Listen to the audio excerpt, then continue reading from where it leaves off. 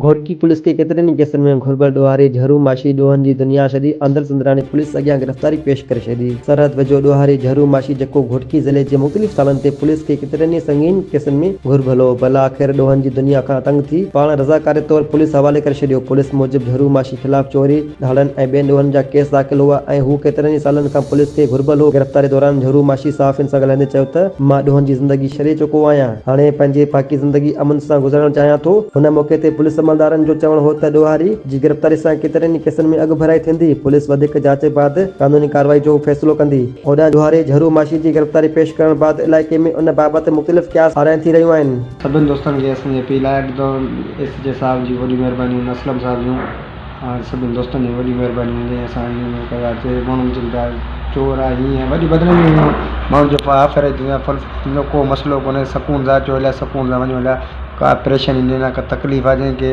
ऐं इज़त सां बि हथु ॾींदा, बेइज़ती सां बि हथु ॾींदा, इज़त सां हथु ॾियनि, वॾी महिरबानी। का ॾुख न, का तकलीफ़ न, का कुझु बि कोन्हे, सुकून सां वेठा हुजनि।